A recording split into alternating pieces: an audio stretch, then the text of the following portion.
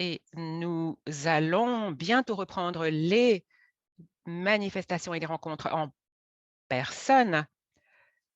Et maintenant, je donne la parole à Ted. Merci, Michael. Nous arrivons à la conclusion d'une journée très informative grâce à de nombreuses séances. Je voudrais remercier tous nos intervenants. Merci aux sponsors, aux parrains et au personnel de l'OIF. Au début de notre séance de ce matin sur la recherche, nos intervenants, nos médecins nous ont fait part des dernières informations dans le secteur de la recherche. Mais nous ne pourrions pas avoir de recherche et d'études sans les participants. Et je voudrais donc saluer le rôle des membres de l'OIF dans leur participation à ces études. Et cela permet 2 mesures fondamentales, c'est-à-dire donc de surveiller les études qui sont disponibles et on peut donc s'identifier comme étant candidat à la participation à ces études. La décision de participer à ces études doit faire l'objet d'un examen judicieux. Il faut évaluer les risques et les avantages. C'est ce que nous avons fait donc avant de décider d'enrôler notre fils dans les années 90 à une étude. C'est important d'être en contact avec une étude, avec une équipe d'études et avec l'aide de l'OIF, il faut comprendre donc les avantages et les risques. La participation à des sondages comporte peu de risques. Le docteur Tossi, par exemple, nous a parlé donc de ce RAP, les résultats axés sur le patient. Et donc, ce RAP recherche des candidats pour donc suivre des patients qui passent du stade pédiatrique au stade adulte. Si vous souhaitez en savoir plus, vous pouvez contacter Stacy, qui est membre du personnel de l'OIF. Il y aura une séance d'écoute aussi, au cours de laquelle vous pourrez faire entendre votre voix pour tout ce qui concerne l'OI.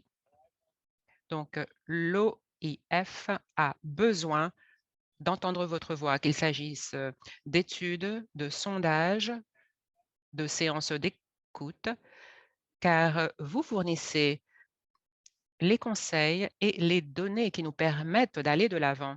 Ce matin, j'ai fait allusion à une conférence régionale qui se déroulera le 30 juillet. C'est dans 3 semaines. Ça sera à Tampa, à l'université South Florida. Et ça sera un événement en présentiel. Il n'est pas trop tard pour s'inscrire. Vous aurez toutes les informations nécessaires sur le site web de l'OIF. Et nous allons accueillir un intervenant qui va nous parler donc de son travail dans le domaine de la diversité, de l'équité et de l'inclusion. Il a commencé sa carrière donc dans les Pittsburgh Pilots. Il a été donc responsable des initiatives en matière de diversité. Et à ce titre, il a été chargé de gérer l'interaction entre donc les différents groupes multiculturels et l'organisation.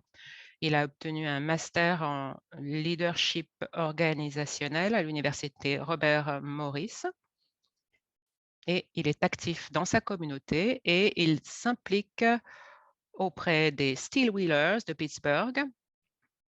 Donc, c'est l'équipe de basketball en fauteuil roulant de la région et donc il a participé aussi à l'élaboration de la partie du règlement intérieur de l'OIF consacrée à la diversité, l'équité et l'inclusion. Nous accueillons Chaz Kellem. Merci, merci pour cette présentation. Bonjour, bonjour à tous. Je suis tellement heureux d'être avec vous pour vous donner donc une mise à jour des dernières informations et cela à la fin d'une journée extraordinaire. C'est un plaisir et un privilège d'être avec vous ici dans le cadre de cette conférence virtuelle de l'OIF. Au cours de la journée, quelque chose m'est venu à l'esprit. Donc, il y a une comptine d'enfants qui nous parle d'un vieil hibou très sage. On y parle des valeurs de l'écoute, de tout ce qui se déroule autour de nous. Mon approche de cette conférence, c'est d'écouter afin de donner à autrui l'envie de me parler. Donc, il s'agit d'être un participant actif. Cette conférence a été extraordinaire. Nous avons reçu beaucoup de bonnes informations, de bonnes ressources.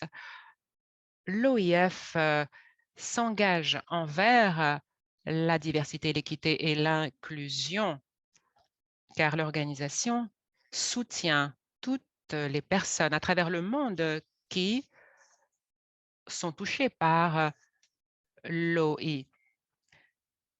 Et moi, avec le formidable personnel de l'OIF, nous savons qu'il faut utiliser son bon sens et il faut, de façon authentique, continue, faire notre travail pour la diversité, l'équité, l'inclusion et l'inscrire dans le cadre de toutes nos activités. Michael, nous en avons parlé la semaine dernière.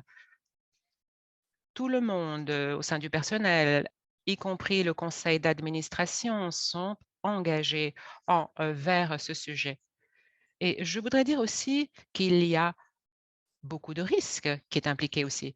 Mais c'est avec la prise de risque que l'on peut réaliser de grandes choses et ainsi attirer, impliquer, trouver des possibilités, des occasions afin d'accueillir de nouveaux membres de notre communauté qui ne connaissent peut-être pas la Fondation OI. Donc, nous prenons des risques, mais cela aboutira à de belle réalisation. Nous devons sortir des sentiers battus et tout cela aboutit à l'inclusion. Pourquoi est-ce que l'OIF a décidé de procéder ainsi? Nous avons décidé de créer un système où tout le monde se sente le bienvenu, mais nous avons besoin de votre aide. Je vous mets au défi d'en parler à quelqu'un qui a l'OI. Parler à ces personnes des belles choses que nous réalisons. Il faut donc que nous nous rendions compte de ce qui nous différencie, mais de ce qui nous unit. C'est important pour notre communauté et pour le travail que nous essayons de réaliser. Nous avons besoin de vous. Nous avons besoin de vous pour parler de notre belle organisation. Nous avons besoin de votre aide pour disséminer les informations dans la communauté. Nous avons 4 priorités majeures en tant qu'association autour de la diversité et l'inclusion. Nous sommes toujours en train de faire des progrès. Nous sommes toujours en train d'œuvrer ensemble pour enregistrer ce progrès.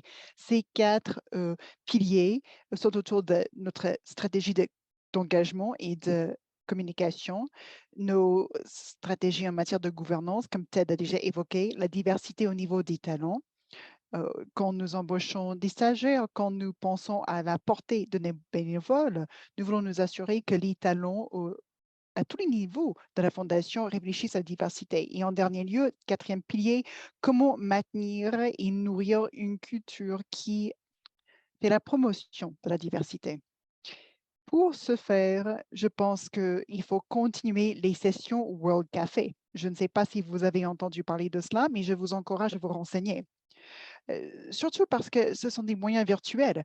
À vous aussi de nous faire des propositions. Quels sont les moyens que nous pouvons introduire pour favoriser cette culture d'inclusion à laquelle nous tenons? Je vous encourage à vous renseigner sur ces différentes rencontres virtuelles sur le site web de la Fondation. Et en fin de compte, le but ultime, c'est de nous assurer qu'il n'existe aucune barrière systématique, une barrière qui empêcherait à une personne dans ce monde d'avoir un contact avec la Fondation. Il n'y a aucune raison, il doit y avoir aucun obstacle, ni l'identité sexuelle, ni euh, le statut de la famille, ni la couleur, ni la géographie. Chaque personne doit être accueillie au sein de la Fondation. Et je dois dire que nous faisons un super travail. Mais la diversité, l'équité et l'inclusion, ce sont des mots maîtres qui nous demandent de nous remettre en question et de continuer à faire des efforts. Notre conseil d'administration est engagé en ce sens. Mais encore une fois, ces séances World Café, c'est un moyen qui nous permet de vous entendre.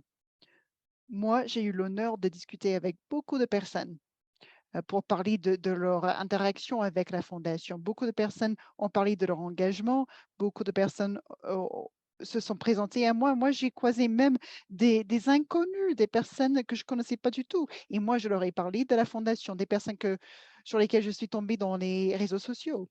Et encore une fois, j'insiste sur le fait que nous avons besoin de vous entendre. Nous voulons capter votre voix. Nous devons tous être présents et présentes dans des réseaux où le personnel de la Fondation ne peut pas y être. Donc, ça, c'est pour les séances World Café.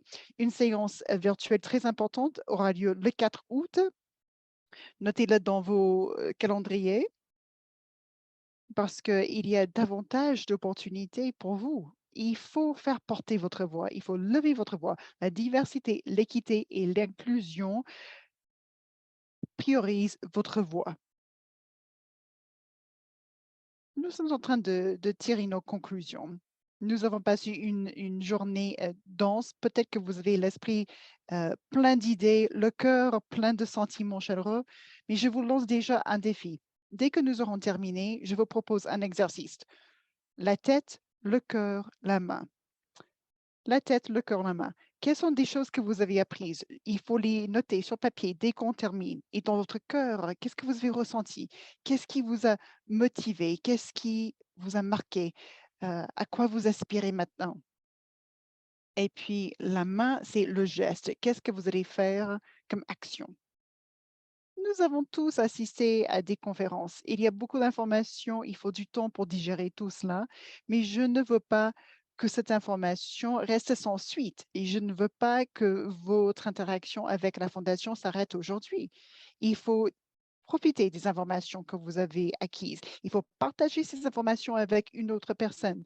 Pensez à la prochaine rencontre de la Fondation à laquelle vous allez assister ou que vous allez soutenir. Peut-être que vous avez trouvé un ami aujourd'hui dans l'espace virtuel. Gardez le contact. Cherchez à communiquer avec des personnes de l'autre côté du monde, en dehors de votre État, en dehors de votre ville. Moi-même, je sais que la fondation, c'était pour moi le moyen d'établir des liens avec d'autres personnes atteintes d'OI. Donc, entretenez ces relations. N'oubliez pas, c'était la tête, le cœur et la main. Et vous avez deux mains. Avec ces mains, faites des listes de vos actions de suivi. Faites quelque chose. Les gestes comptent. Posez des questions. Continuez à écouter, par exemple. Gardez l'esprit ouvert et pensez à l'impact que vous pouvez avoir en parlant de la fondation ou de l'OI à une autre personne. Ça, c'est pour vous une manière d'avoir un impact. Et puis, pensez aux prochaines actions que vous allez prendre. Ce qui fait la particularité de la fondation, c'est que nous sommes une famille. Et ça, c'était un fil rouge à travers cette journée. Vous avez ressenti ces liens. Je sais que beaucoup du personnel de la Fondation, beaucoup des administrateurs de la Fondation sont avec nous aujourd'hui et nous devons continuer à bâtir ces liens familiaux entre nous. Nous devons rester connectés les uns aux autres et les unes aux autres. Et nous devons continuer à penser à l'impact que nous pouvons avoir sur la diversité, l'équité et l'inclusion au sein de la Fondation en portons nos voix plus loin.